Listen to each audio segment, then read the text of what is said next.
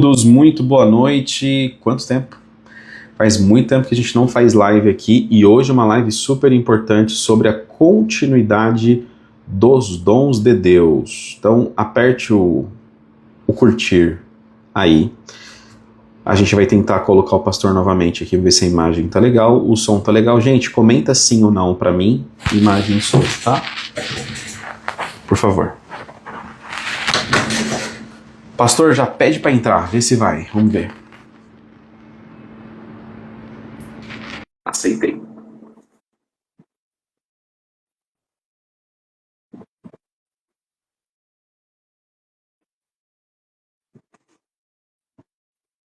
Que guerra, gente, não tá aceitando aqui.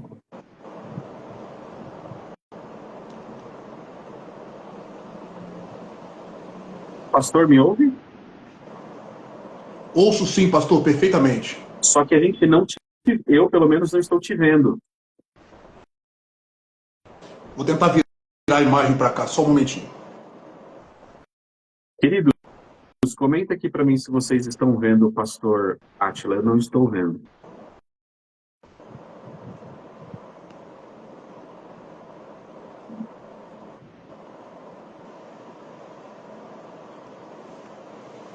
Agora sim, mestre. Agora sim, eu ainda não te vejo, mas pelo que o pessoal está falando, o pessoal te vê, certo? Pessoal, dá um glória a Deus aí. Quem já fala língua, já vai falando línguas aí, porque Deus está no negócio, hein? Amém, glória a Deus. Pastor, eu Nós não já... consigo... eu não sei se o problema é o meu Instagram ou o que deve ser aqui. Deixa eu dar uma olhada. Olha, eu estou conseguindo ver o senhor perfeitamente, ouvir também, pastor. Inclusive, seu áudio está fantástico. Ah, que bom, eu comprei esse microfone hoje, só por conta dessa live. Oh, que Em sua maravilha. homenagem. Que bênção, rapaz. Me senti lisonjeado agora. Glória a Deus. Querido, primeiro quero te agradecer o aceite do convite. Talvez o senhor não saiba, mas o senhor é muito admirado por muitos dos seguidores aqui da escola, e eu sou um admirador à distância do seu trabalho, e já não é de agora. O senhor não tinha nem 10 mil no Instagram, eu já te acompanhava. Que honra saber disso e que responsabilidade, rapaz. Meu Deus. Um grande homem de Deus, um grande ensinador, falar isso da minha pessoa, para mim é uma honra muito grande. E lutador de jiu-jitsu, né, pastor? Hoje eu só treino, já fui lutador. Hoje eu só treino, hoje eu sou lutador da vida. Você já foi lutador profissional? Já lutei MMA, não no profissional, né? Eu sou faixa preta de Kung Fu e faixa preta de Jiu-Jitsu também. E eu já fiz há 13 anos atrás, 14 anos atrás, 2 lutas de MMA. Já lutei MMA, não no profissional. Ah, que interessante. Pastor, hoje a gente tem eu realmente não te vejo ainda. Enquanto a gente vai conversando, eu vou tentando consertar aqui. Então, eu estou falando e não estou te vendo, mas eu te ouço muito bem. A gente tem um problema hoje, é um problema e é uma solução, que é essa questão da polarização que a internet trouxe, né? A internet, ela trouxe um benefício muito grande, que é a informação para todo mundo, e a internet, ela também dita muita moda, inclusive no meio teológico. E a gente tem percebido um esfriamento, pelo menos em algumas bolhas, na questão dos dons de Deus. Antes da gente começar nesse bate-papo amistoso, o que o senhor entende sobre dons? Desde quando o senhor acredita? As primeiras palavras introdutórias com relação a isso, e qual a sua opinião com relação a essa polarização na internet? Bom, primeiramente, pessoal, é uma alegria muito grande. Ó, o Neto já até colocou aí, ó. Recares Carreirene de Dascalos Átila. A paz e a graça, professor Átila. Ele colocou em grego. Paz e a graça, meu irmão Neto. Bom, pessoal, para mim é um prazer, primeiramente, poder estar aqui com vocês e, de alguma forma, contribuir para promover um pouco de edificação para o povo de Deus. E eu espero que o que nós vamos tratar aqui nessa conversa maravilhosa com o pastor venha produzir edificação para vocês. Tá? Eu espero sinceramente que Deus possa nos abençoar, usar aqui as nossas vidas como um canal dele, para a honra e glória do Senhor Jesus Cristo. Visando única e exclusivamente isso, a glória do nome do Senhor Jesus Cristo. Tá? Pastor, sobre a sua pergunta, vou falar um pouco sobre a informação, a polarização da internet. Antigamente, num passado não tão distante, mas no passado, o problema era a falta de informação para alguns. Algumas pessoas tinham dificuldade por causa da falta de informação. Hoje, nós temos muita informação. E a dificuldade é filtrar essas informações. Em qual sentido? Vamos lá. Por exemplo, vou tentar me ater no tema da live de hoje, que é a continuidade dos dons. Só para que o senhor, eu tenho certeza que o senhor já sabe, mas só para que os ouvintes entendam, algumas pessoas, por falta de informação, acabam, por exemplo, chamando os cessacionistas de herege e os cessacionistas chamando os continuistas de herege. E nós sabemos que isso não necessariamente implica a questão de ser heresia ou não. É claro que existem seitas que praticam muitas heresias que são cessacionistas e também existem seitas que são continuistas. Nós temos seitas, entre aspas, e quando eu estou usando a palavra seita, é no sentido pejorativo mesmo da palavra. Tá? Então nós precisamos discernir isso daqui. Não é só porque a pessoa é cessacionista ou continuista que necessariamente ela é uma herege, ou é uma pessoa que é um filho do inimigo, etc. Essas nomenclaturas que a internet tem dado aí. Inclusive, tem polarizado também, pastor, o desrespeito.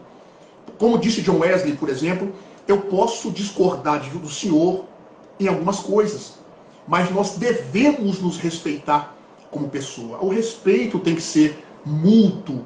Né? Então, essa polarização, trazendo essas informações e muitas vezes equivocadas, faz com que as pessoas acabam dando continuidade nessas falas, né?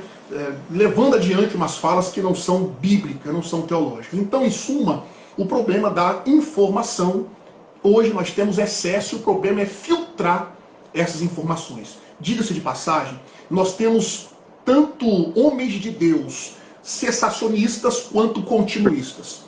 Eu poderia citar aqui uma gama de teólogos que são cessacionistas, uma gama de teólogos que são continuistas e respeitados de ambos os lados. Eu, particularmente, irmão Átila, respeito muitos teólogos que, embora são cessacionistas, eu os respeito muito e também respeito muitos teólogos continuistas, embora eu seja continuista.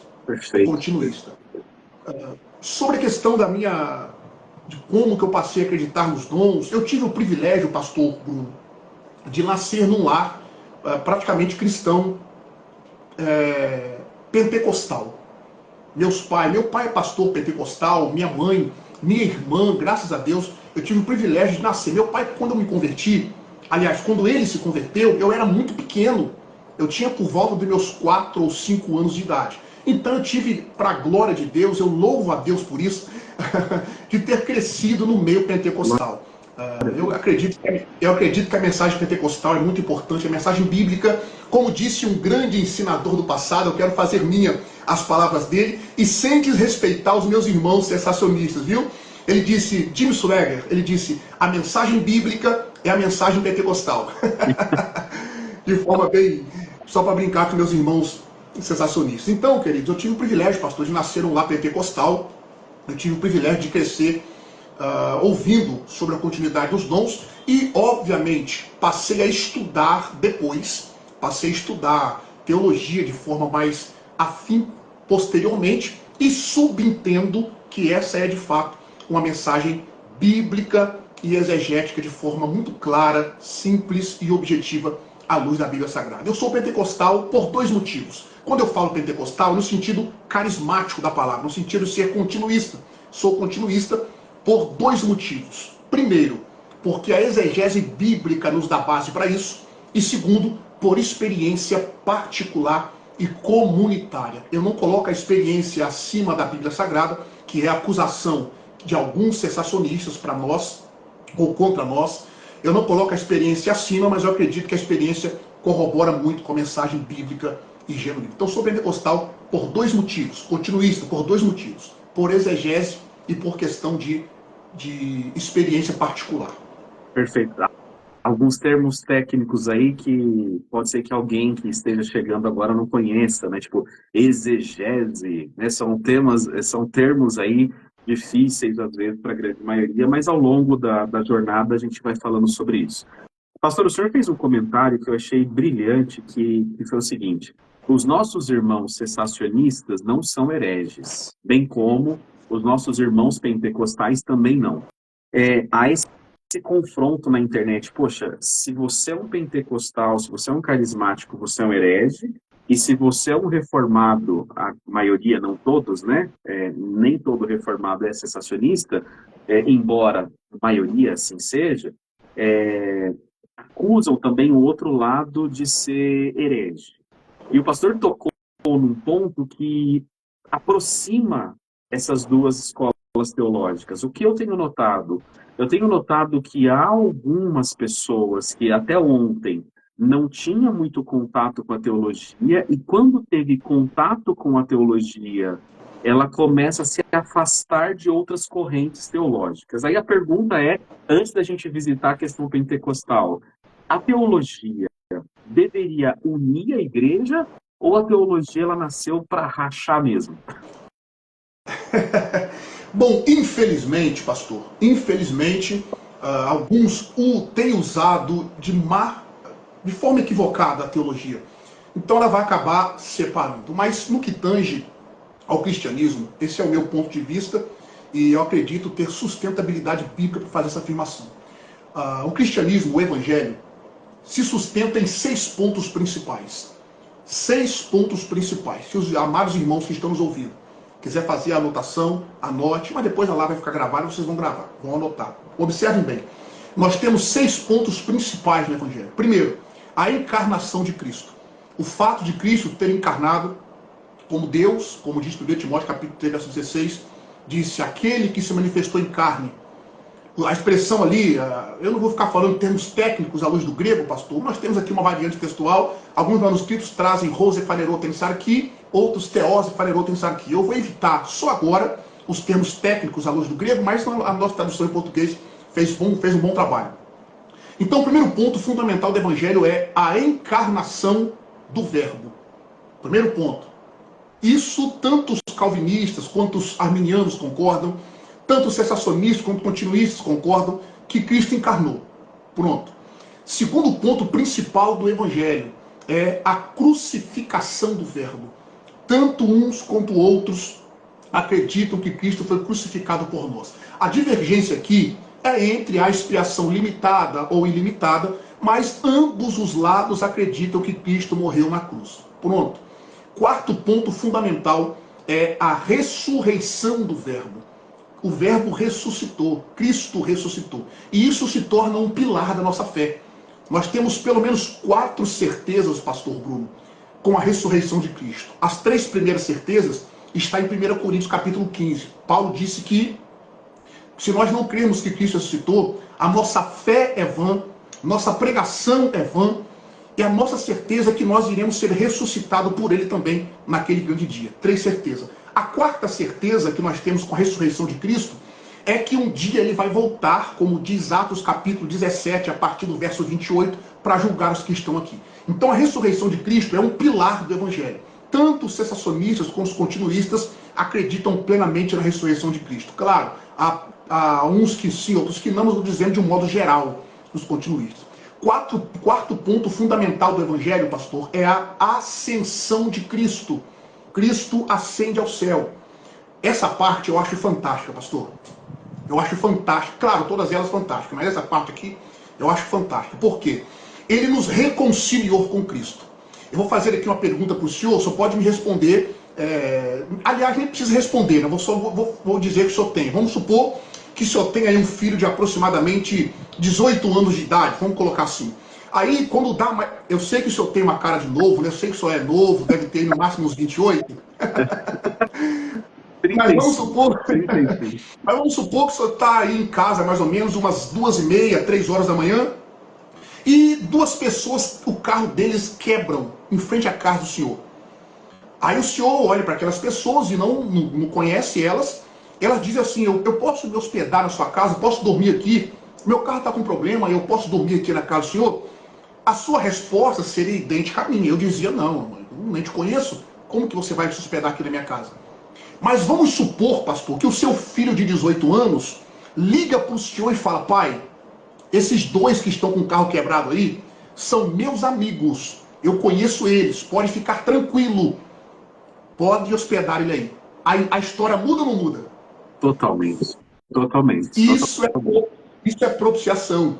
Cristo, ao ascender o céu, ele uniu, ele propiciou, ele quebrou aquela barreira, ele nos tornou amigos de Deus. Então, por causa da ascensão de Cristo, ele nos abriu aquela porta. Quando nós olhamos, por exemplo, o Salmo de número 24, Salmo 15, nós percebemos que a porta, entre aspas, estava fechada.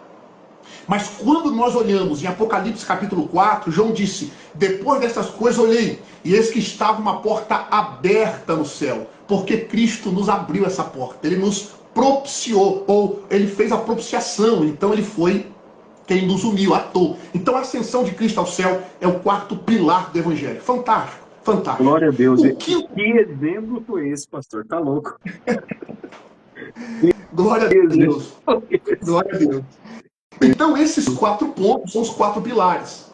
Ainda tem o quinto. O quinto é o derramar do Espírito Santo dado pelo Verbo. Aí aqui nós temos uma divergência. Qual a divergência? O que nós iremos tratar aqui hoje. A continuidade dos dons ou não.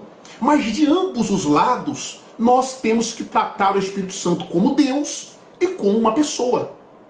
Pronto. Então, esses 5 primeiros pontos são os 5 primeiros pilares do Evangelho. Aí nós temos o 6º ponto, que é a segunda vinda de Cristo. Aí aqui também nós teremos divergência entre os pré-tribulacionistas, os pós, os mid, o arrebatamento parcial, o arrebatamento pré-ira. São os 5 principais pontos sobre a volta de Jesus. Eu não vou tratar esses pontos, eu acho que aqui a maioria conhece a minha posição a respeito, mas nem só porque é pós ou mid, são hereges. Não, o importante é crer que Cristo vai voltar para arrebatar a sua igreja. E ponto final. Então, nós podemos divergir em algumas coisas nesses 6 pontos, mas não neles em si. Tanto um lado quanto o outro. Crer que Cristo encarnou, que Cristo morreu na cruz, que ressuscitou, que ascendeu ao céu, que enviou o Espírito Santo e que vai voltar para nos buscar. São 6 pontos fundamentais, entre aspas. Tem muitos outros, mas esses 6 resumem o Evangelho. Então nós não precisamos nos tratar como hereges, desrespeitar, só por causa dessas divergências. Então, no meu ponto de vista, meu nobre pastor, a teologia deveria nos unir, não nos separar nesse sentido. Amém, mestre? Muito forte. Muito forte. O senhor não esperava tamanha... Quer dizer, já esperava tamanha profundidade, mas não por esse caminho. Então, Deus abençoe muito. Então, esses 6 pontos que o senhor colocou como pilares fundamentais da fé cristã, daquilo que cremos, e se isso não aconteceu, pregamos de balde, né, como diz Paulo, isso deveria nos unir. Por mais que dentro desses pilares haja divergência nas mecânicas, né? Então, a segunda vinda de Cristo é antes ou depois da tribulação? Eu acho que mid quase não existe mais, né? Está em extinção. Embora tenham poucos, mas tem. Estão fazendo eu acho que eu vou usar briga aqui entre aspas, né? A briga entre aspas maior é entre os pré e os pós-tribulacionistas. Eu tenho um amigo mid. Só rapaz, eu não conheço pessoalmente ninguém. Então, eu não sei onde eles estão, né? Mas enfim. Pastor, então esses 6 pontos, eles deveriam nos unir. Só que aí tem um outro ponto que a gente já vai entrar no tema, que é, poxa, para eu angariar likes, mídias, atrair olhar, eu preciso criar problema. Só que criar problema com teologia é lidar com almas. Almas que em algum momento acreditaram no dom de Deus, ou que acreditam no dom de Deus. Almas que acreditaram nas experiências com Deus. Você acreditar, entender, aprender sobre o Evangelho é aprender sobre esses 6 pilares.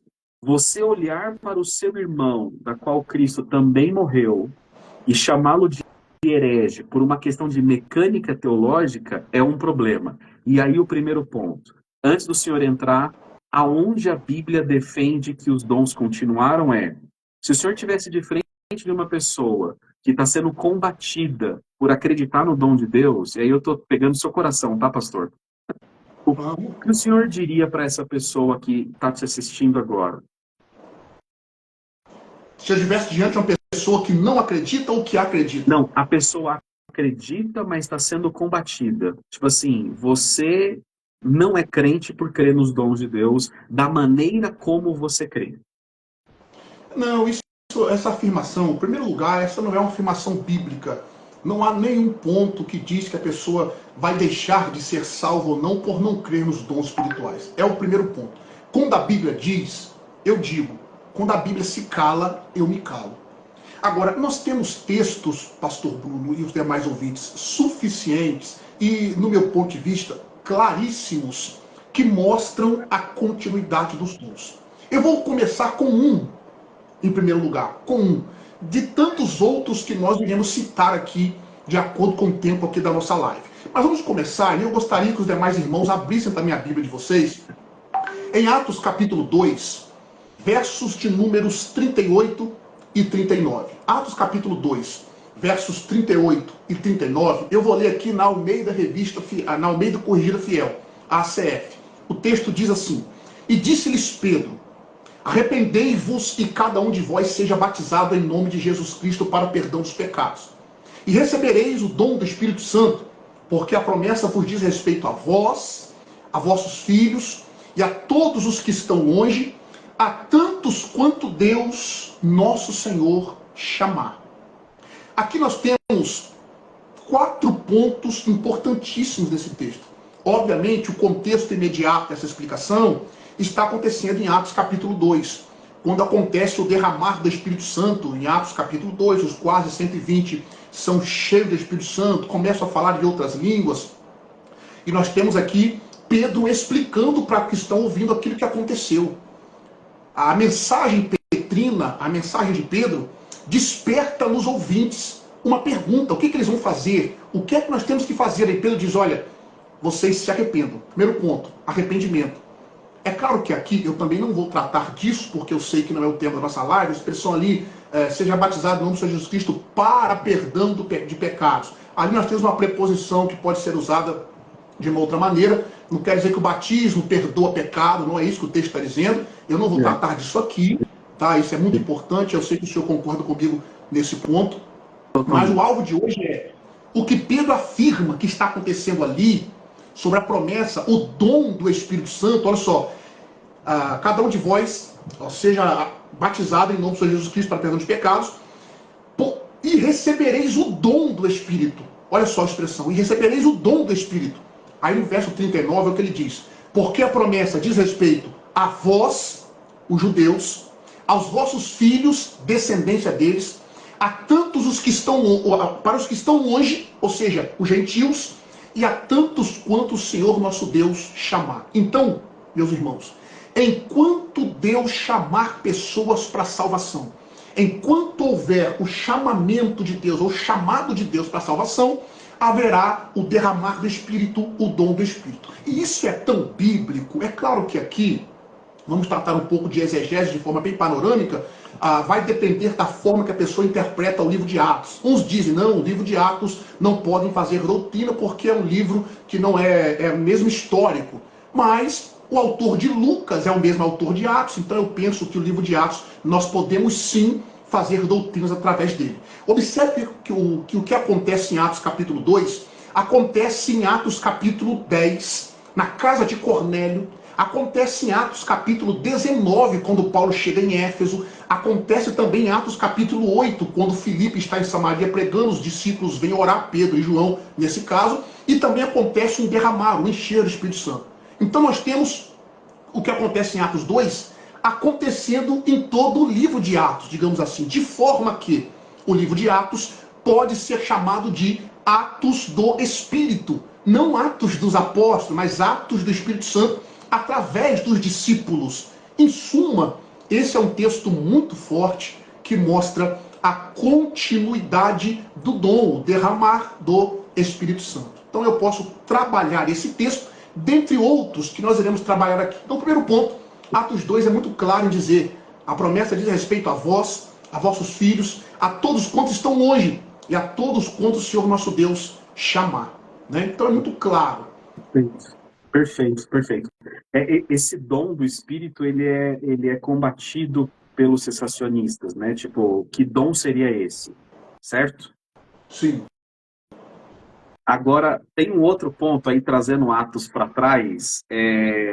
Foi xelolalia ou glossolalia, pastor? Vamos lá. Primeiramente, vamos explicar para os meus irmãos que estão nos ouvindo. Bom, só rapidinho, pastor. Parece que alguém fez um comentário, é o seguinte: os que estão longe não diz respeito aos gentios, ele forçou o texto.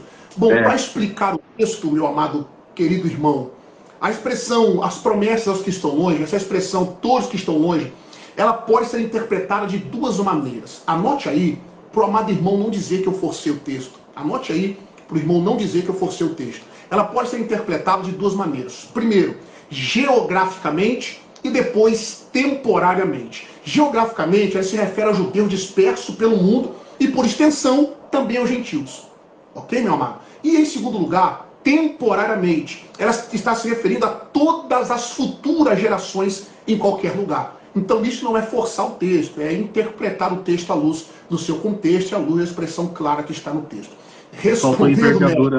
Faltou envergadura na pergunta ali, pastor. Por isso que eu nem olhei. Faltou Talvez seja envergadura. Tá bom? Então, vamos lá. Sobre glossolalia e xelolalia. Quando nós lemos Atos capítulo 2, a expressão do verso 2, pastor, do verso 2. Eu vou fazer isso propositalmente, mas não é por prepotência, por presunção, nem soberbo, mas é porque o verso 2 é muito fantástico. O texto diz assim no grego, ó, kai egenet, afnoectura nu ecos hosper, felomenos pinos biaias kai perocem, rolon toicon ruessam catemenoi.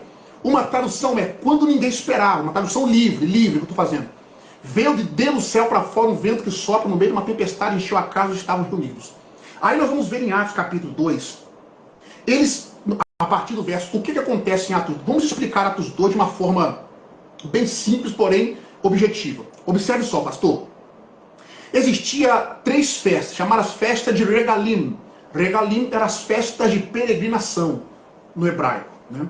Dessas 7 festas, 3 eram chamadas de Regalim, ou festa de peregrinação, que é Peshat, Shavuot e Sukkot. Peshat era Páscoa, Shavuot, semanas, que virou Pentecoste, uma palavra grega, Shavuot é a palavra em hebraico, e Pentecoste é uma palavra grega. E depois a festa dos tabernáculos, que é Sukkot. Essas 3 festas, onde tivesse um judeu que morasse até 20 quilômetros de Jerusalém, ele tinha que vir participar.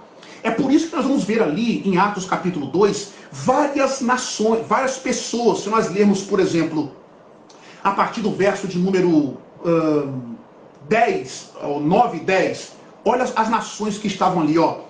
Partos e Medos, e Elamitas, os que habitam na Mesopotâmia, Judéia, Capadócia, Ponto, Ásia, Frígia, Panfilha, Egito e parte da Líbia, junto a Cirene, forasteiros romanos, tanto judeus quanto prosélitos. Ou seja, o que é um prosélito? Um convertido ao judaísmo. Então eles estavam ali por causa dessas festas. O que acontece? Até árabe, né, pastor? Exato. Nós temos ali várias nações participando. Judeus que estavam em várias nações. O texto diz tanto judeus quanto prosélitos, ou seja, convertidos ao evangelho, convertidos ao judaísmo. Então, esse fenômeno que acontece, em primeiro lugar, o texto diz que eles estavam glorificando a Deus. E essas nações aqui os entendiam em sua própria língua. A expressão ali, glossolalia. Glossolalia é o idioma comum, idioma comum entre aspas, idioma falado, idioma entendível, compreensível, ok? Então, quando nós vamos ver eles entendendo na sua própria língua, isso aqui agora é fantástico. Pastor, aqui nesse texto, quem foi o intérprete da língua? O Espírito Santo. O Espírito Santo interpretou para eles. Porque a igreja estava aqui em formação. Então, a pergunta deles, olha só a pergunta que está no verso de número 12. No verso de número 12. E todos se maravilhavam e estavam suspensos, dizendo uns para os outros: que quer isto dizer? Que quer isso dizer? Então aqui nós temos, pastor, Para quem estava ouvindo, que eram os que estavam nas nações, eles estavam falando idiomas comuns. Mas esses que estavam falando ali eram pessoas simples, que não tinham estudado o idioma. Então aqui nesse texto, em primeiro plano acontece a glossolalia, certo? Mas para os que estavam falando, entre aspas, é xenolalia. Então, no meu ponto de vista, Atos capítulo 2 foi tanto glossolalia quanto xenolalia. Eu sei que divide isso aqui opiniões, divide opinião. Agora, pastor, como que o senhor pode falar isso que acontece ali? É só nós lermos Atos capítulo 10. É só nós darmos uma olhada em Atos capítulo 10. Eu gostaria de ir com os irmãos ao texto. Eu gostaria de ir com os irmãos ao texto de Atos capítulo 10. Observem, por exemplo, o capítulo 10, verso de número 43 em diante. Leiam comigo o texto, meus amados. A este dão testemunho todos os profetas, de que todos os que nele creem receberão o perdão dos pecados pelo seu nome. E dizendo Pedro ainda essas palavras, caiu o Espírito Santo sobre todos os que ouviam a palavra. E os fiéis que eram da circuncisão, todos quantos tinham vindo com Pedro, maravilhavam-se de que o dom do Espírito Santo se derramasse também sobre os gentios, porque os ouviam falar em línguas e magnificar a Deus. Opa! Se aqui é idioma comum, por que eles falavam em idioma comum aqui, pastor? Se eles estavam diante de pessoas que entenderiam? Aí olha só o verso 47. Respondeu então Pedro, pode alguém, porventura, recusar a água para que não sejam batizados, estes que também receberam como nós o Espírito Santo? Então observe que o que aconteceu em Atos capítulo 2 é semelhante ao que aconteceu em Atos capítulo 10, é semelhante ao que aconteceu em Atos capítulo 2. Então a divergência aqui é, será que foi somente glossolalia mesmo? Ou foi os dois que aconteceu em Atos capítulo 2? No meu ponto de vista, pastor, e eu me perderia no tempo para explicar os termos em grego. Se nós pegarmos Atos capítulo 2, à luz do grego, à luz do hebraico e também do aramaico, por exemplo, a expressão ali, línguas, expressão ali no grego, glossolalia, né? No hebraico seria línguas, mostrando que são línguas sobrenaturais. Então eu não vou tratar esses termos aqui agora, mas respondendo a sua pergunta, a expressão ali, no meu ponto de vista, foi tanto xenolalia quanto glossolalia, embora a maioria defenda que ali seja glossolalia. Muito bom, muito perfeito. O Atos 10, 47 também mostra que não tem uma ordem, né? Tipo, batiza, depois recebe o dom do Espírito Santo. Ali parece ter uma inversão, né, pastor? Exato, não tem essa ordem. De acordo com o texto, parece que eles receberam o Espírito Santo antes de ser batizado em águas. Então não tem uma ordem necessariamente, né? Perfeito. Pastor, eu vou transitar para uma outra questão aqui, mas fica à vontade para seguir sua linha de raciocínio. Ok. Quando a gente fala com um crente sobre dom, normalmente a gente vai associar línguas estranhas, né? Ou língua dos anjos, ou enfim, como cada costume local vai dizer. Mas não existe apenas só o dom de línguas estranhas, correto? Exatamente. Olha, existem pessoas, pastor, que dividem em 3 classes de dons. 3 classes de dons. Os pentecostais, companheiros mais antigos, né, dividiam em 3 classes. Aliás, nós temos, à luz da Bíblia, e essa lista não se encerra. A Bíblia não esgota a quantidade de dons. Mas, basicamente, nós temos os dons espirituais, os dons ministeriais e os dons de serviço. Quando nós olhamos para os dons espirituais, são os mais explorados por nós, pentecostais, por exemplo. Existem algumas pessoas que talvez, eu digo isso sem pensamento de ofender, por favor, mas algumas pessoas menos informadas por quais motivos? Talvez por serem novos convertidos, por não terem aquela aptidão pelo estudo da pneumatologia ou paracletologia, que é a doutrina do Espírito Santo, que faz parte da teologia sistemática. É muito importante nós ressaltarmos isso. Por não ter essa aptidão, eles ouvem somente sobre os dons espirituais, que, segundo o texto de Coríntios capítulo 12, são 9. Mas existem os dons ministeriais e os dons de serviço. Agora, a pergunta é, e é muito importante, qual é a finalidade dos dons? Isso... Pastor do céu, segura essa polêmica. Segura Vamos isso daí lá. que tá aqui para responder. Desculpa, viu, pastor? Só essa daí é uma das perguntas finais, tá? Tranquilo, Bom, o tranquilo. senhor dividiu, assim como eu também divido, os meninos que a gente estuda juntos também, inclusive, quando eu estudava no bacharel, a gente ouvia muito do pastor Sérgio exatamente isso. Dons de servir, dons ministeriais e os dons espirituais. Ok. Quando a gente vai para Efésios 4, eu vou apertar um pouquinho, tá, pastor? Bora, fique à vontade. Vamos lá. A gente está lendo lá. Os dons ministeriais, você tem um para pastor, outro para mestre e outro para apóstolo. Esse apóstolo, para muitos, encerrou. Eu posso colocar o dom ministerial de apóstolo no bojo? Olha, muitos concordam que o dom de apóstolo ali é o sentido de ser enviado. O sentido, a luz da palavra apóstolo ali é aquele que é enviado. Então muitos pensam que esse dom de apóstolo é aquele que vai ser enviado, o dom de fundar igreja e etc. Porém, nós temos ali o dom de evangelista também no meio, né? Então nós temos nesse texto, só por desencargo de consciência, pastor, eu acredito que, eu não vou tratar essa regra aqui agora, porque não é o assunto, mas quando o texto diz na forma final, pastores e doutores, existe uma regra grega ali, que é a SKS, né? Artigo, substantivo, caixa, substantivo. Regra de Granville Sharp, no grego bíblico, né?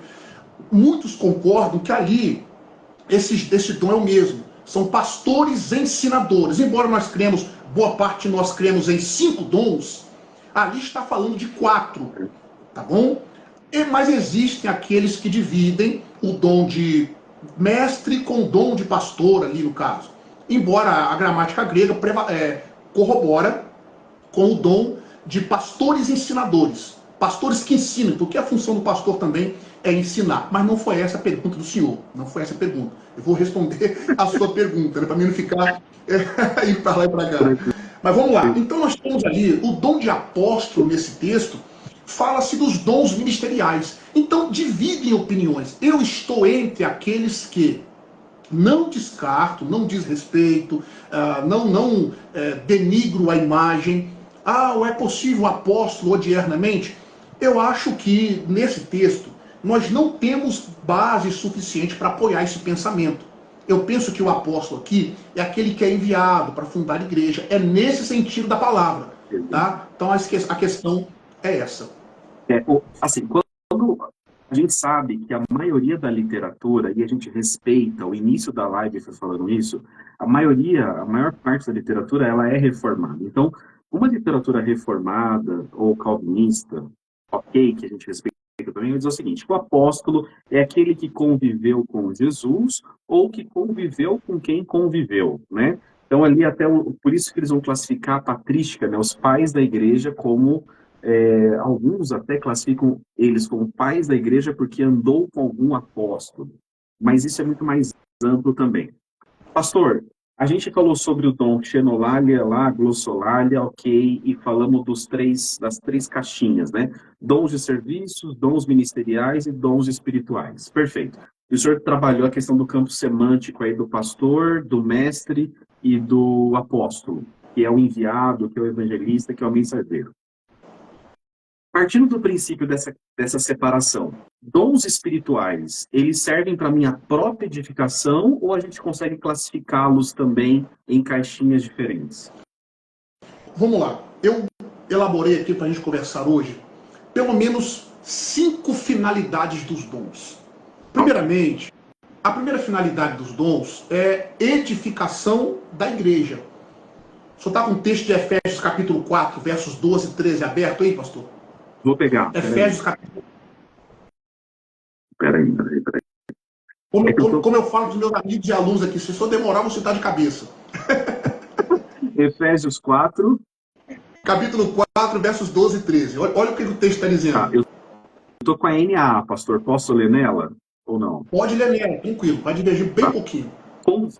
vistas ao aperfeiçoamento dos santos para o desempenho do seu serviço, para a edificação do corpo de Cristo, até que todos cheguemos à unidade da fé e do pleno conhecimento do Filho de Deus, ao estado da pessoa madura, à medida da estatura da plenitude de Cristo. Perfeito. Então está aí a primeira finalidade, talvez não nessa ordem, mas só para a ordem de hoje aqui. A primeira finalidade dos dons é edificação da igreja. Os dons são dados para edificar, fortalecer e encorajar a comunidade cristã. Então, eles vão ajudar a igreja a crescer em fé, unidade e maturidade espiritual. Pastor, deixa eu te cortar aqui, rapidinho. Digamos então que eu estou numa roda de oração com o senhor. O senhor já ouviu esse termo, né?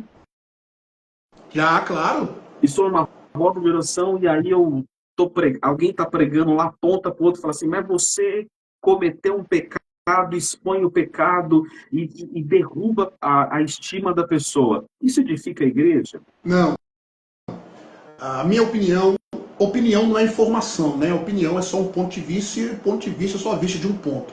Mas eu prefiro, irmão Átila, chamar a pessoa no particular e falar, olha, meu irmão, eu estava orando e Deus me mostrou isso, Deus me mostrou, eu queria que o irmão vigiasse nisso daqui, é verdade. O irmão não vai ter problema em dizer, olha, pastor Átila, realmente eu errei mesmo, eu falei, me ajude em oração. Agora, expor ele no meio de todo mundo não produz edificação. Perfeito. Agora, pastor... Então, o problema, pastor, desculpa te cortar, o que eu acho que a maioria tem que entender que o problema não é o dom de Deus. O problema é quem está usando o dom de Deus, não é, pastor? Olha, isso aí é muito sério, muito importante. O dom é sobrenatural, o dom é de Deus. Mas o veículo que ele está sendo disponibilizado ali, né, a pessoa que está usando o dom, é uma pessoa falha, é uma pessoa que tem os seus erros, seus defeitos, né, digamos assim. Então, às vezes, ela vai exagerar na fala do dom. Porém, é por isso que a Bíblia diz que o dom do Espírito, não o Espírito Santo, mas o dom é sujeito ao profeta. O Espírito do profeta, é sujeito ao profeta. O que eu entendo desse texto? Deus me deu uma palavra de exortação para o Senhor, com todo respeito, né? Deus me deu uma palavra de exortação para o Senhor. Ora, como entregá-la depende de mim. Eu posso chamar o Senhor no particular, e pastor Bruno, isso, Deus falou comigo, eu gostaria de te ajudar em oração. Mas geralmente, pastor, muitas pessoas entregam essas questões no intuito de aparecer. Olha como fulano é usado, olha como fulano tem uma intimidade com Deus, e acaba redundando no orgulho para a própria pessoa que está usando o dom. Né? Agora, que Deus fala, obviamente Deus fala. Deus usa, obviamente Deus usa. Agora, por causa desses excessos, é que trazem aí os escândalos no nosso meio. Entendeu? E os prejuízos, né? O prejuízo para o meio pentecostal são os próprios vasos. Aí tem um comentário, mas Deus usa vaso sujo? Quem de nós não é pecador? Pois é. Deus não usa. Qual seria o vaso limpo? Como que é, pastor? Quem seria o vaso perfeito? Se Deus esperasse uma pessoa perfeita para usar, ele não ia usar ninguém ultimamente. Exato. Nem essa pessoa que está falando que Deus usa vaso sujo. Exato. Então Deus não ia usar ninguém. Né? Irmãos, existe a igreja militante e a igreja gloriosa. Nós estamos militando. Olha o que o texto diz, o pastor acabou de ler. O pastor acabou de ler em Efésios capítulo 4, verso 12. A finalidade dos dons é exatamente nos levar aí à perfeição. É só observar o texto. Então, se nós já fôssemos perfeitos, então não tinha como, não precisaria dos dons. Mas olha o dom, olha a finalidade, no verso 12. Querendo o aperfeiçoamento dos santos para a obra do ministério, para a edificação do corpo de Cristo. Olha o 13. Até que todos cheguemos à unidade da fé e ao conhecimento do Filho de Deus, a varão perfeito, à medida da estatura completa de Cristo. Olha aí, tá vendo? Tá vendo? Então a finalidade é edificação, tá? Ótimo. Então, a razão do dom, o motivo do dom de Deus, em suma ou primeira instância, é a edificação da igreja. Teoricamente, o movimento pentecostal / movimento carismático, ele trouxe um avivamento para o evangelho, né? Ele trouxe avivamento do ponto de vista de evangelização, né? Esse fogo pela evangelização, ele nasce no meio pentecostal. Aonde está o problema? Eu também classifico que os dons de Deus, eles deveriam estar associados com o ensino bíblico. Essa união é fundamental, ou seja, o vaso aprender a utilizar aquilo que Deus colocou nele. O problema é que muitos dos movimentos pentecostais tendenciaram exclusivamente para os dons e se esqueceram da edificação, do ensino, de um bom estudo. Diferente do que a gente está vendo hoje aqui. O pastor pentecostal, que fala grego, fala hebraico, estuda a Bíblia, e quando a Bíblia diz, ele abre a boca. Quando a Bíblia não diz, ele fecha a boca. Mas o senhor falou que esse é um dos motivos do dom, da finalidade do dom é edificação. Tem algum outro motivo, pastor? Segundo motivo, segunda finalidade, serviço aos outros. Abra a Bíblia do Senhor, pastor, em 1 Pedro capítulo 4, verso 10. O senhor vai perceber a finalidade disso daqui. Ó. Os dons, eles são destinados a servir os outros, promovendo o bem comum dentro da igreja. Então eles permitem que o cristão se ministre mutuamente, demonstrando o amor e a graça de Deus de maneiras práticas. Olha 1 Pedro capítulo 4 e o verso 10. Observe o texto. Sirvam uns aos outros, cada um conforme o dom que recebeu, como encarregados de administrar bem a multiforme graça de Deus. Olha só que coisa fantástica. Sirvam uns aos outros conforme o dom, meu irmão. O seu dom é ensinar, o seu dom é o dom da palavra de sabedoria. Use esse dom para servir, mas não desrespeite aquele que tem um dom de profecia. Não ache que um é maior que o outro. Isso Paulo vai explicar. Naquele contexto de Coríntios, Paulo explica dessa forma, porque havia um problema naquele. É por isso que eu gosto muito da exegese sadia do texto. Né? A exegese bíblica. Até para nós formarmos a teologia sistemática, nós temos que analisar alguns pontos. A teologia bíblica, exegética, histórica e prática. Esses 4 pontos não devem ser negligenciados para todo teólogo sistemático. A teologia bíblica, a exegética, histórica e prática precisa ser analisada. Quer ver um outro ponto que nossos companheiros cessacionistas falham ou pecam nesse sentido, né, entre aspas? É dizer o seguinte: na história da igreja os dons espirituais não estavam em evidência. Os pais da igreja não falaram. Irineu Será? de Leão, hein? Hã? Irineu de Leão, que eu diga, hein? Irineu de Lyon, Tertuliano, Agostinho. E só para ter uma ideia, pastor, Irineu de Lyon era aluno de Policarpo. Exato. Policarpo, aluno de João. Ou seja, através dos ensinos de Irineu de Lyon, nós temos uma ligação direta com os ensinos dos apóstolos. Então, Irineu de Lyon, se os irmãos quiserem, eu posso citar a fala dele, colocar o capítulo, colocar o livro, colocar onde ele falou. Daqui a pouco a gente fala sobre isso. A história dos dons na igreja espiritual, na igreja da patrística. Tertuliano, por exemplo, ele recebe o apelido de o bispo pentecostal de Cartago. Olha só que coisa fantástica. Quem diz isso é Stanley Orton. Stanley Orton que diz isso. Que Tertuliano é chamado de o bispo pentecostal de Cartago. Então dizer que não tem isso nos dons, na história da igreja, é uma falácia muito grande. É claro que naquele período, e hoje também, por causa dos excessos, houve um problema muito sério. Por exemplo, os montanistas, os adeptos a Montano, viu? Eles extrapolaram no dom espiritual. Assim como tem pessoas hoje que extrapolam. Agora, por conta desses exageros, desses excessos, eu vou dizer que tudo, isso é do diabo, isso não é de Deus. Não, meu amado, isso é não ter um equilíbrio teológico, é não ter um bom senso, fazer essas afirmações, tá? E a mesma coisa, como diz, né, o puxão de orelha que dá em Chico, o outro puxão dá em Francisco também, né? Tanto do nosso lado, quanto do lado dos irmãos sensacionistas. Dizer que o pentecostal é do diabo porque ele roda, pula e sapateia. Pastor, vou falar aqui agora, se os irmãos quiserem se escandalizar, se escandalizem. Até cambalhota na igreja, se eu quiser, eu dou, meu irmão. Se eu tiver movido na hora ali, eu não tenho problema nenhum contra isso. Agora, eu vou fazer movido pelo Espírito. Para dizer que eu estou cheio, para fingir, não, isso aí não. Agora, eu também não posso dizer, olha, o vazio. Eu não posso fazer essa afirmação. É um equívoco muito grande. Então, excessos nós temos dos dois lados, diga-se de passagem, viu? Então, segunda finalidade, servir aos outros. Servir aos outros. Tá? Terceira finalidade dos dons, pastor, testemunho e evangelismo. Isso está em Atos capítulo 8. Isso está em Atos capítulo 1, verso 8. Mas recebereis poder. Na sua tradução deve estar virtude do Espírito, né? Virtude. Isso. A palavra ali é dunamis. A palavra ali é dinamis, que é poder. Poder. Mas recebereis poder ao descer sobre vós o Espírito Santo. E ser-me-eis testemunhas, tanto em Jerusalém quanto na Judéia e Samaria e até os confins da terra. Então o dom do Espírito é para testemunhar e evangelizar também. Terceira finalidade. A quarta finalidade, pastor, eu já vou concluir na quinta, é a manifestação do Espírito. Quando nós lemos 1 Coríntios capítulo 12, versos do 7 ao 11, nós vamos perceber que os dons espirituais são uma manifestação do Espírito Santo entre os crentes, demonstrando que a diversidade e a unidade do corpo de Cristo.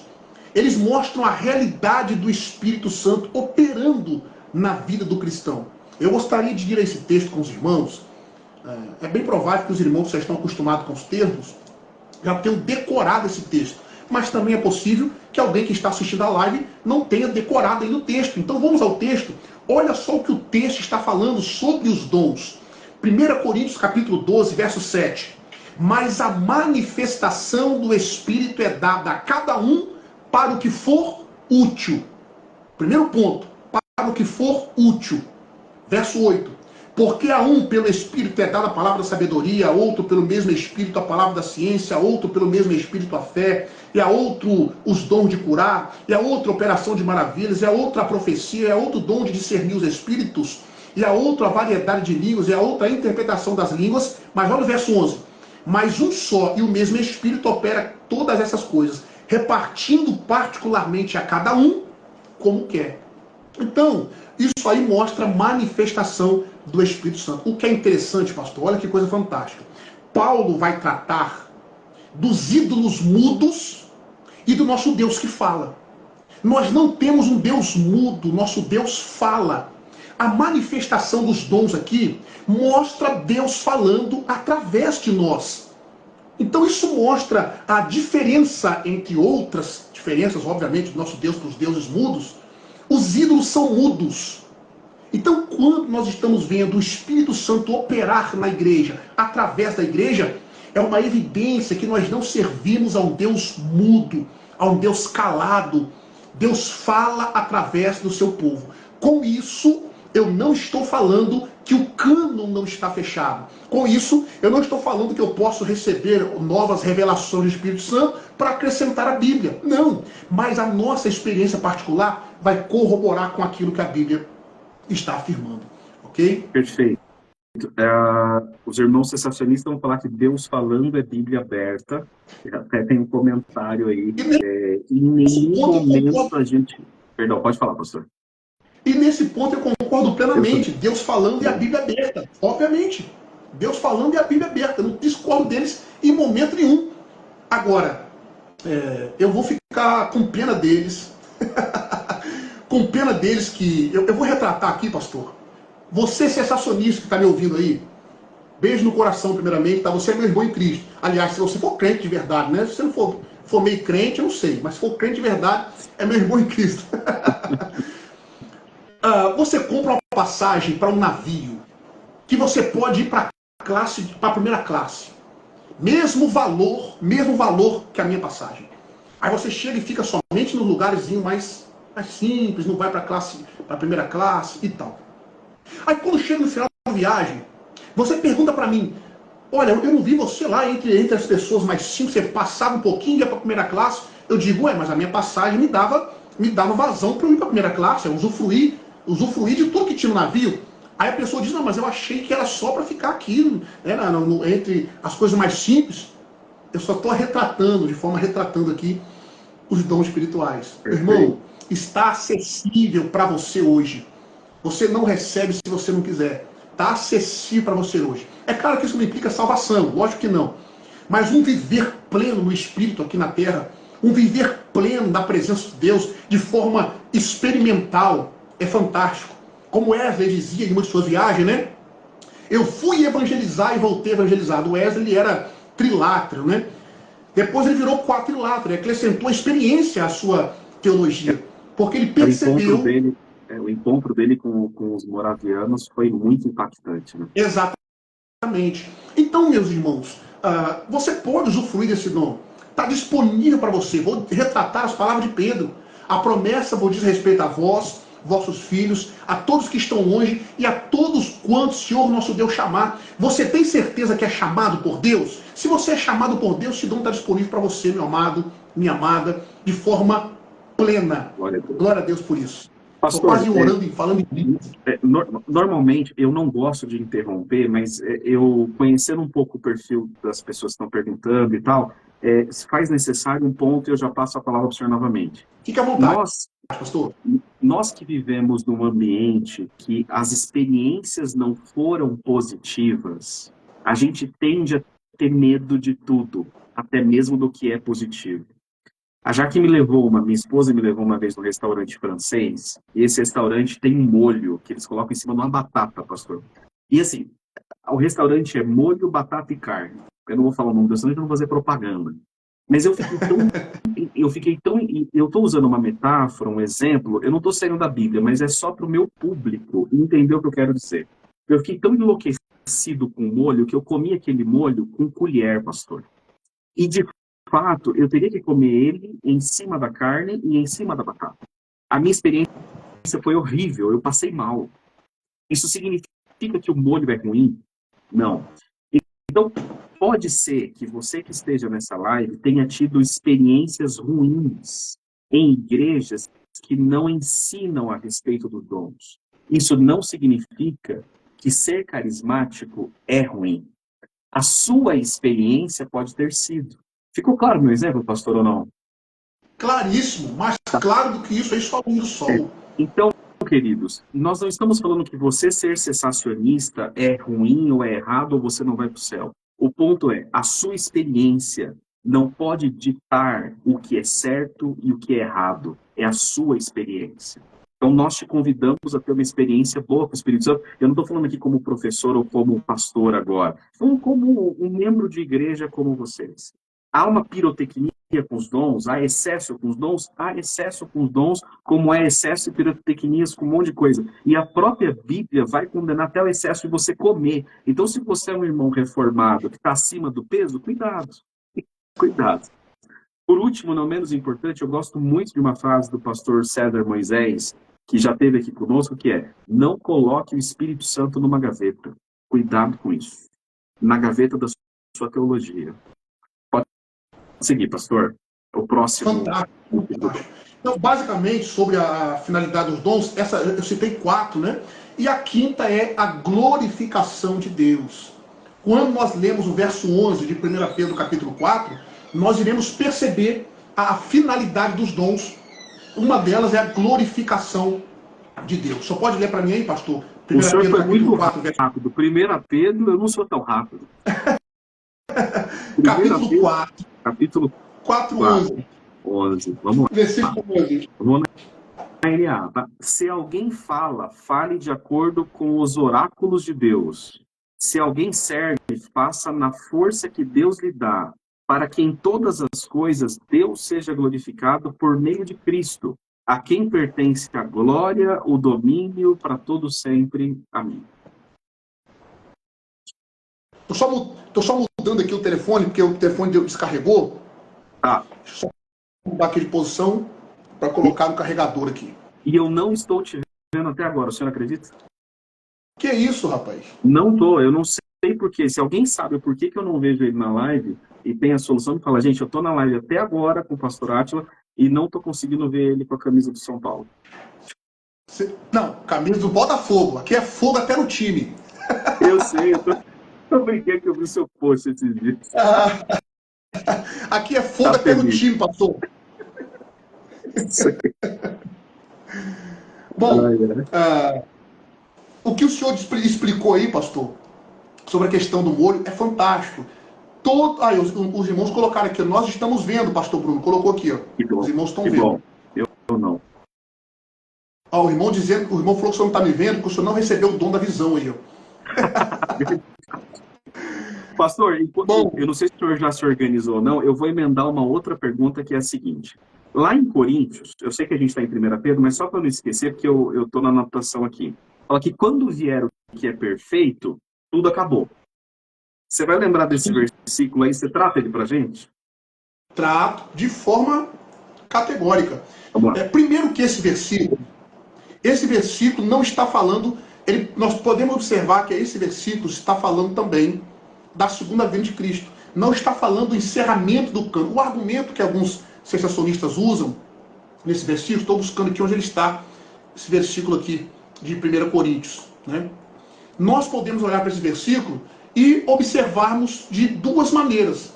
Não apenas os dons, o fechamento do cânon, mas também a segunda vinda de Cristo. Abre aí para o senhor ver, pastor, 1 Coríntios, capítulo de número 13, verso 10. Lê na Bíblia do senhor. 1 Coríntios 13, 10. Mas quando vier o que é completo, aqui da frente, quando vier o que é completo, então o que é incompleto será aniquilado. Ou o que é perfeito em algumas traduções, né? Então, esse argumento aí, os argumentos que os sensacionistas usam, é o seguinte: esse texto ele pode ser interpretado também, pastor, como a segunda vinda de Cristo, e não o fechamento do cânon. Eu gostaria que os irmãos me mostrassem onde está no texto que tem a ver com o fechamento de cânon. Não tem. Então, esse argumento, ser sincero, pastor, sem dois pesos, duas medidas, o senhor consegue ver fechamento de cânon nesse texto? Não, principalmente quando a gente vai no versículo 12 ali, ó. Porque agora vemos como num espelho. Agora vemos, ele está falando no tempo presente. E Jesus já tinha passado por ali, certo? Exato. Porque agora vemos num espelho, como num espelho, de forma obscura. Depois veremos face a face. Agora meu conhecimento é incompleto. Agora é incompleto. Depois conhecerei como também sou conhecido. Ou seja, eu sou conhecido no corpo. A expressão ali, ó, face a face, prósopon, frente a frente, tete a tete, está falando que nós estivemos frente a frente com Cristo. Então não estou tratando de fechamento de cânon aqui. O argumento que eles usam aqui é quando viesse o que é perfeito. O que é perfeito para eles ali é o fechamento do cânon, mas não é disso que está tratando ali. Até porque não é disso que a perícope está tratando. Tá? Então, a continuidade, eu costumo dizer o seguinte: texto fora de contexto vira pretexto para eu ia chamar de heresia, né? Mas não vamos chamar de heresia, mas texto fora de contexto vira pretexto. É só continuar lendo o texto. Então, o texto está falando da manifestação de Cristo, da segunda vinda de Cristo, não está falando de fechamento de cânon. Então, Cristo já voltou? Não. Cristo já se manifestou? Não. Os dons só vão cessar quando nós nos encontrarmos com Cristo, face a face. Porque agora, olha o que o texto está dizendo, porque agora vemos por espelho, em enigma, mas então veremos face a face. Olha ali. Agora conheço em parte, mas então conhecerei como também sou conhecido. Então está falando de Cristo, não está falando de fechamento de cânon.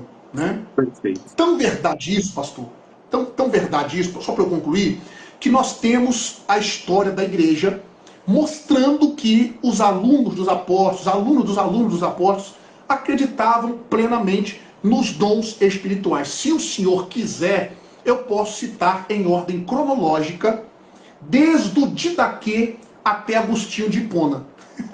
Pastor, eu não sei se o senhor tem, eu realmente não estou te vendo, por uma infelicidade, mas o senhor tratou a questão de Irineu de Leão e Tertuliano. Por que ele fez isso para os irmãos que não conhecem muito a história da igreja?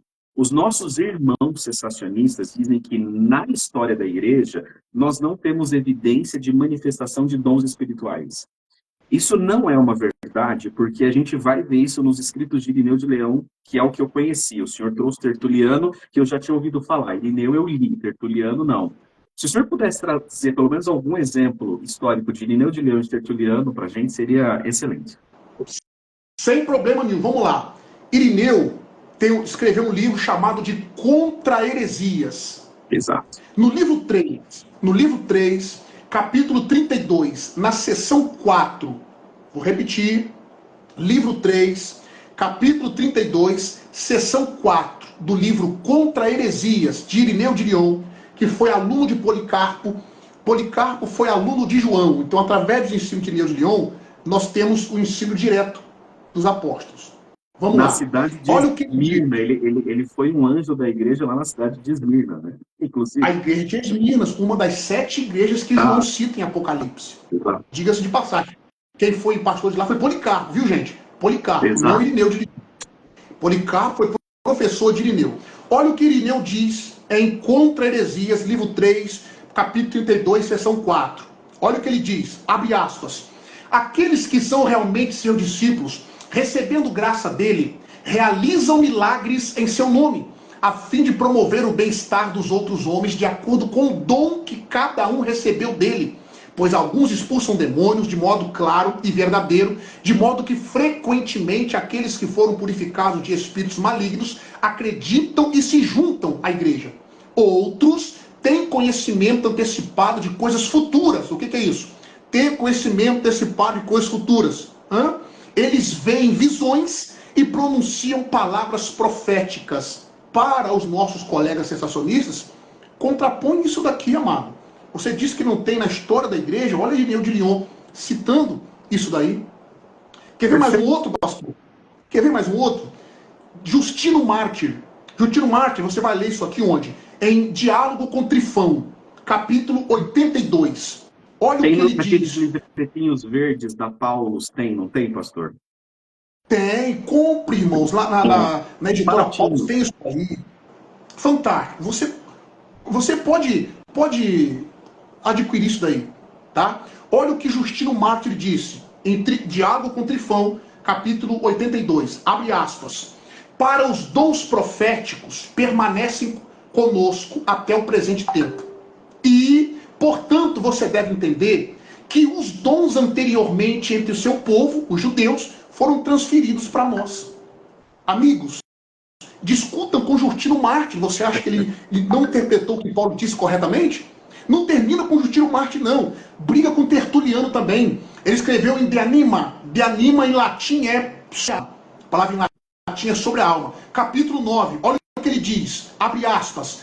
Deus sempre colocou em ação aquilo que ele decidiu para o bem da sua igreja. Não só por palavra, mas também por visões. Eu sei que o próprio Cristo foi revelado a muitas pessoas e mesmo visto por muitos.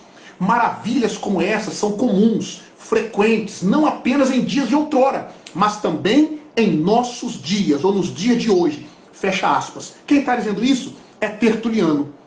Olha Orígenes, pastor. Eu creio como Tertuliano que ele continua se revelando a muitos. Sem sombra de dúvidas. Sem sombra de dúvidas. Olha o que Orígenes vai dizer. Existia um herege naquele período chamado Celso. Celso era um filósofo que perseguiu o cristianismo terrivelmente. E os imperadores gostavam dele, ou o imperador da época. Contra Celso, no livro 1, capítulo 2, olha o que Orígenes disse. E há traços, abre aspas, e há traços manifestos da presença do Espírito entre os crentes até hoje. O próprio Espírito atesta, de acordo com as Escrituras, o futuro que está por vir. Olha aí, dom espiritual. Pastor do céu! Se vocês quiserem, meus irmãos, eu cito mais pessoas aqui da patrística, mas eu vou concluir com Agostinho de Hipona. Vocês não acreditam, por exemplo, no supralapsarianismo, o infralapsarianismo, os irmãos calvinistas? Isso é adepto, boa parte, de Agostinho de Hipona. Agostinho que trouxe no IV século a questão da predestinação e etc. Olha o que o Agostinho diz na Cidade de Deus, o seu livro que vocês leem direto, os irmãos calvinistas. Cidade de Deus, capítulo 12, livro 12, capítulo 8. Olha o que ele diz. Abre aspas. Curas e milagres são realizados ainda hoje em nome de Cristo. Curas e milagres são realizados ainda hoje em nome de Cristo.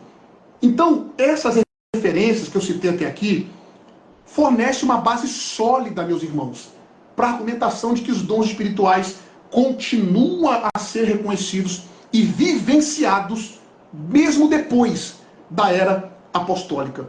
Tá bom? Então, amados, usar esse argumento de que na história da igreja não teve, não, esse é um argumento que não se sustenta, não é um argumento, isso é um argumento falacioso. Pesquisem legal, pesquisem de fato, o que vocês vão perceber que existiu sim. Eu torno a dizer o que eu disse no início. Houve extremismo, houve excessos, como os montanistas, por exemplo, etc. Assim como existem excessos hoje. Agora, hoje tem muita banalização do dom, isso é uma verdade. Mas por conta disso, eu não posso dizer que não existem. Né? Perfeito. Pastor, posso tocar uma bola dentro da área para o senhor? Joga, vamos para cima. Eu vou jogar uma bola dentro da área para o senhor. Vamos lá.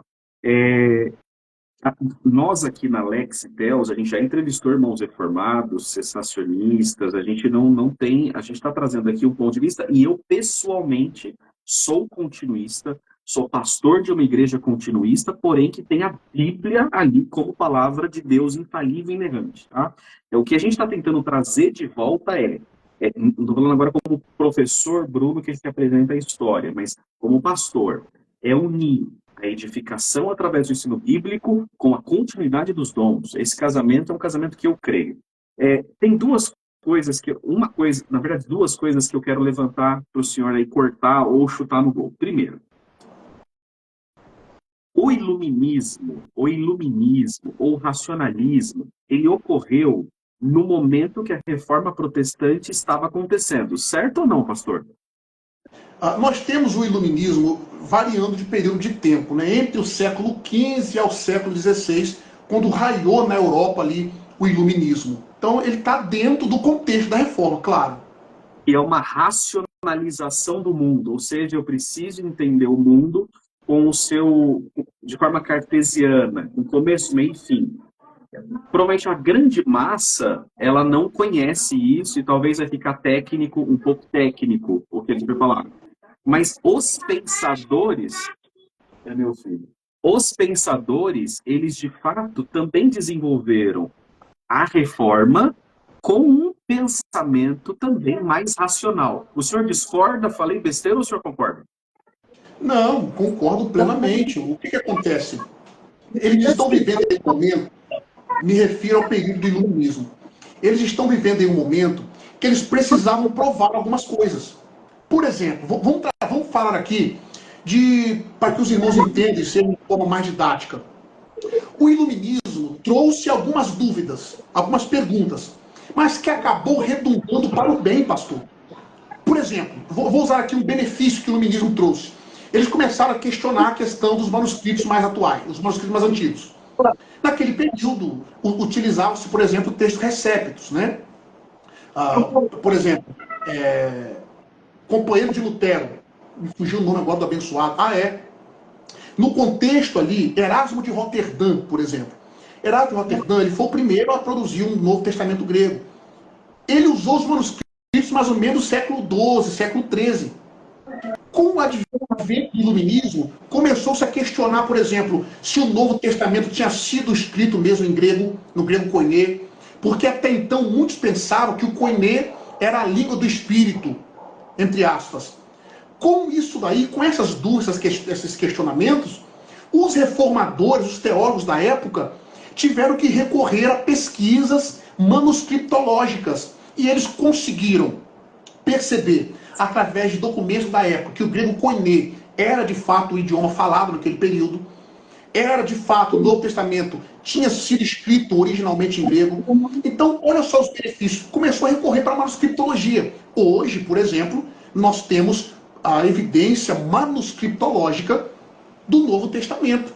Aliás, temos quase 6.000 manuscritos, fragmentos de manuscritos.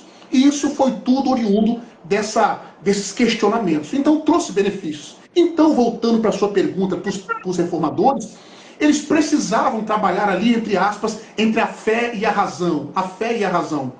Eles precisavam provar de forma racional para algumas pessoas. Né? Então, isso é muito mais do que verdadeiro. Desde a Suma Teológica há um pouco dessa racionalização, né, pastor? Desde Tomás de Aquino, exatamente.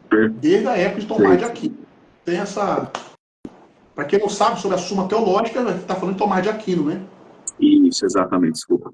Vou pedir perdão para vocês, meu filho chegou aqui, está com a vovó, se tiver saindo o som dele chorando, que ele chegou e quer o papai daqui a pouquinho. Mas caminhando aqui, pastor, até porque nós estamos quase a 1h15, 1h20 de live, tem um espantalho criado com a questão dos dons espirituais, que é a seguinte: se existe o dom da cura, por que quem tem o dom da cura não sai curando por aí? O senhor já ouviu esse espantalho por aí? É o que mais se ouve, pastor. É o que mais se ouve. Uma resposta muito simples. Uma resposta muito simples da pergunta é que o dom é do Espírito. Deus faz, eu não posso usar o meu dom da maneira que eu queira. Não. Oxalá, se o senhor pudesse usar o dom do jeito que eu quero usar, eu tivesse o dom da cura, por exemplo, ninguém tinha morrido na pandemia. Pastor, né? Deixa eu só levar o bebê aqui, peraí. Vai falando aí. É ao vivo, hein? Então, tá vendo, pessoal? A live tá tão abençoada que até o neném tá chorando aí, viu? A live tá tão abençoada que o neném tava chorando aí, ó. Vocês não estão chorando, não estão dando glória, o neném tá chorando e dando glória no lugar de vocês. Tá sendo bênção de Deus, pessoal. Então, essa questão de o dom espiritual, a pessoa poder curar ou não, por que a pessoa não cura, é porque o dom é do Espírito, não é da pessoa. E o texto diz que ele reparte cada um como quer. Entendeu, meu pastor? Perfeito. Eu tive que sair aqui. O senhor já respondeu? Já respondi. Disse que é o seguinte: o dom espiritual pertence ao Espírito Santo. Então Deus manifesta através da pessoa de acordo com o que ele quer. Eu falei com eles também que eu falei com eles também que a live tá tão boa que até o seu menininho tá chorando, tá vendo? Rapaz, tão boa que tá a live. O que acontece? Essa porta minha aqui do escritório, ela tá sem o trinco. Eu não instalei o trinco ainda. E o meu filho, o Romeu, ele tá numa fase grudada comigo de um tanto que eu vou sair da live aqui, ele só vai ficar comigo. Isso é uma bênção. Mas no momento da live não dá, gente. Então vocês perdoam eu, tá bom? Pastor, mas mestre, nós vamos vir para 1 hora e pouca. Só tem mais alguma pergunta? Continua. Perdão, pastor, perdão. Não, com saudade do papai.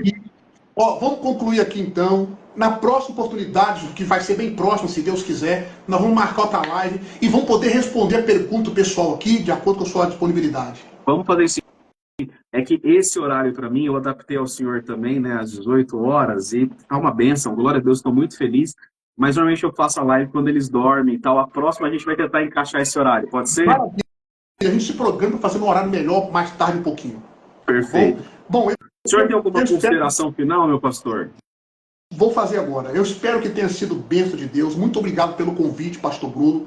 Obrigado pela confiabilidade. Eu sei que o senhor conhece muitos homens de Deus, muitos bons teólogos aí que o senhor poderia ter chamado para tratar desse tema. E eu me senti lisonjeado e honrado pelo convite do senhor. O senhor já tinha nos convidado há um tempo, eu estava bem compromissado. E aprove ao Senhor nos dar essa oportunidade de falarmos aqui hoje sobre esse assunto que eu particularmente acho maravilhoso. Claro que nós procuramos ser bem mais simples e objetivo, mas existem muitos outros termos técnicos que poderíamos ter tratado. Mas eu espero ter trago aí um pouco de luz para os irmãos que estão aí talvez começando na fé, os que já estão há mais tempo aí na caminhada, que eu possa ter trago, eu e o pastor Bruno, possamos ter trago aí luz de alguma forma para vocês e possa ter sido edificante. Deus abençoe a todos copiosamente. Glória a Deus. Pastor, eu quero te agradecer. O senhor é a pessoa que eu mais queria para falar desse tema.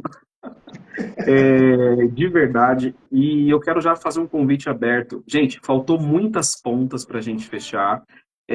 Talvez uma parte 2, e aí a gente emendar um pouco sobre pré-tribulacionismo, sobre o arminianismo clássico wesleyano. Se o senhor aceitar esse convite, eu vou ficar muito honrado. E quem sabe, pessoal da Lex, um dia não tenhamos o pastor Átila Ribeiro numa das nossas conferências presenciais, hein? Será que ele aceita? Vai ser uma honra. Vai ser uma honra. Vai ser um prazer. Nós estamos falando e vai ser um privilégio. Com certeza. Vai ser um privilégio mesmo poder contribuir com vocês. Sobre a live, os dois convites que o senhor fez aqui agora ao vivo, né? Sobre a live, vai ser um prazer falar desses 3 assuntos. Continuidade dos dons, escatologia, Arminianismo clássico, histórico, poxa, fantástico. Eu sou apaixonado nesses temas. Apaixonado. Vamos falar assim. Sobre a conferência presencial, eu faço questão de estar com o senhor aí, vai ser um prazer. Louvado seja Deus. Queridos, eu quero fazer um convite para vocês seguirem o pastor na página dele. Para quem gosta de teologia, boa teologia, quem gosta de assuntos bíblicos, ele fala um pouquinho de grego, fala um pouquinho de hebraico, então segue o pastor, inclusive. E um outro convite que eu quero fazer a vocês. Existe estudo bíblico, existe boa teologia no universo pentecostal. Temos grandes nomes, ele citou um, Stanley Horton, Gordon Fee, aí falando dos americanos, né, dos internacionais, mas aqui está entre a gente, na minha frente, aqui eu não estou vendo, mas ele está aqui no vídeo para vocês, um dos grandes, hoje, teólogos, biblistas pentecostais. Então, gente, bons conteúdos, Gutierrez Siqueira, César Moisés, Elias Soares, meu grande mentor, entre outros. Certo, pastor? Acho que esqueci de alguém? Fui injusto? Nossa, Muito, se nós né? puder, se for citar todo mundo aqui, vamos ficar a noite toda. Tem muita gente boa. Tem muita gente Silas boa. Daniel, nossa, Silas Pastor Daniel. Juliano Fraga, Silas Daniel, pastor Mateus Rangel, tem muita gente, tem muita gente. Muita gente, muita gente. Inclusive o pastor Juliano Fraga esteve conosco em Curitiba, é uma bênção na nossa vida. Deus abençoe o senhor, perdoe o conveniente aqui com o neném, mas é que agora realmente ele está querendo ali a atenção do papai. Na próxima estamos juntos com a graça de Deus. Um abraço a todos e nos acompanhem. 9 de novembro, Conferência Bíblica da Lexi. Já divulgamos o primeiro nome, Tarlis, que é do Teologar lá, um grande teólogo e um grande amigo também. Deus abençoe a todos, até a próxima. Deus abençoe, gente.